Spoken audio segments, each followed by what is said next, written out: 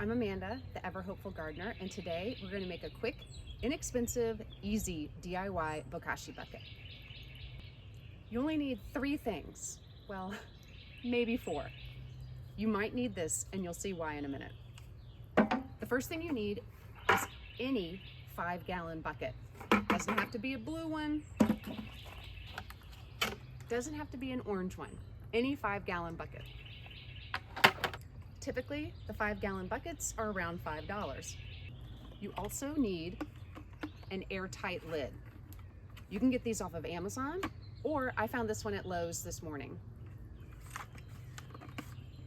It's a 2-piece lid. The first part is going to go on the bucket, and the second part is an airtight lid with a gasket that will screw on. The third thing you need is Bokashi BRAN. Let's get started. The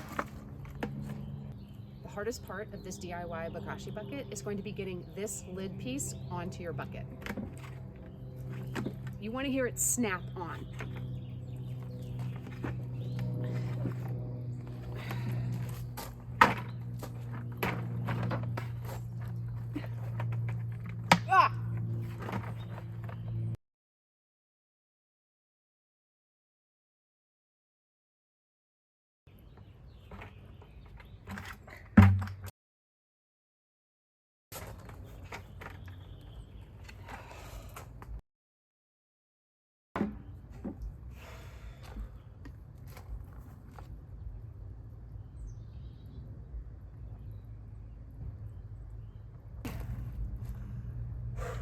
Once you've got this piece of the airtight lid in place, there you go. These lids at Lowe's were $9. So right now I'm at $5 for my bucket, $9 for my lid, and the last thing you need is Bokashi BRAN. I have 2 sources that I have tried and liked for Bokashi BRAN. The first is from Stacy at Seed and Trellis. And the second is from a company called Sdmicrobes. I'll link all the information in the caption. Let's go ahead and start the bucket. Because this DIY bucket has no holes or drainage spout, it's a good idea to do a very generous layer of Bokashi at the bottom to help absorb liquid. I don't think it's necessary to have a Bokashi bucket that has any type of drainage.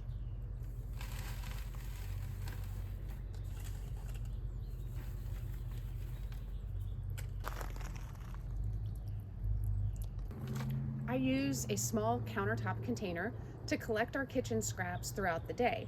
At the end of every day, I empty them into the Bokashi bucket. I don't have an issue with this smelling because it has a charcoal filter inside the lid. Plus I empty it every day. All right, what can you add to your Bokashi bucket? You can add all of your kitchen waste. That means meat, dairy, bones, cooked foods, oily foods. We have a bunch of lettuce that has gone a little bit past its due date. The reason I'm breaking it up is because you don't want anything larger than the size of your palm, just better.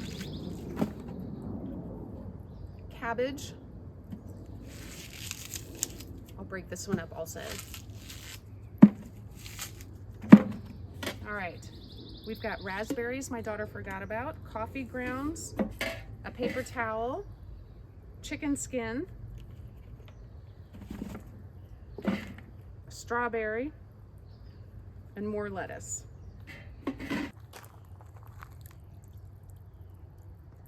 For every 2 to 3 inch layer of food scraps I put in my Bokashi bucket, I will add a sprinkle of BRAN. This doesn't need to be a big handful.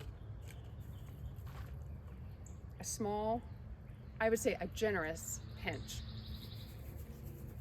I'm gonna sprinkle it so that, add a little bit more. I want it to come into contact with as much food as possible. The reason the BRAN is important is because it is inoculated with beneficial microbes that are going to ferment this food so that you can then either add it to your compost pile, dig a trench in your garden, bury it, wait 4 to 6 weeks before you plant there, or add it to a soil factory where you're rehabbing maybe old potting soil that's pretty drained of all nutrients. The type of microbes that are doing this fermentation process are anaerobic, meaning they don't like oxygen. So if I had a piece of cardboard, I would place it down on top of my layer of food and Bokashi bran to minimize the amount of air that is touching it. Now all that's left to do is to put the lid on. I keep my Bokashi buckets in our dining room. The family does not complain because these airtight lids keep out the smell. My dogs don't even mess with it. Once this is filled all the way to the top with food, then I will put the lid on for the last time, and I will not open it again for 2 to 3 weeks. That's how long it takes for the microbes to do the fermentation process.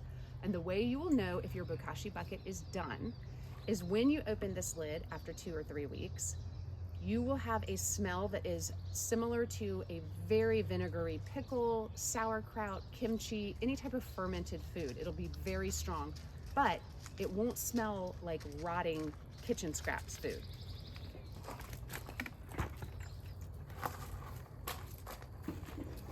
Here's a bucket that's closed and waiting for the fermentation to be done. I keep track of when I close the bucket on April 2nd, the 2-week mark, April 16th, that's not for a few more days, and the 3-week mark. Let's go ahead and see what it's doing.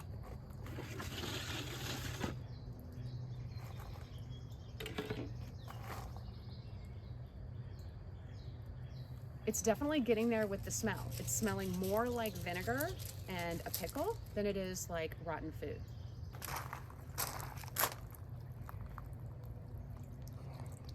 Unlike a traditional compost method with kitchen scraps, when the Bokashi ferment is done fermenting and ready to add to your compost to bury in the soil, it is going to look exactly the same. The food will not look broken down, but there might be a layer of white fluffy mold on top.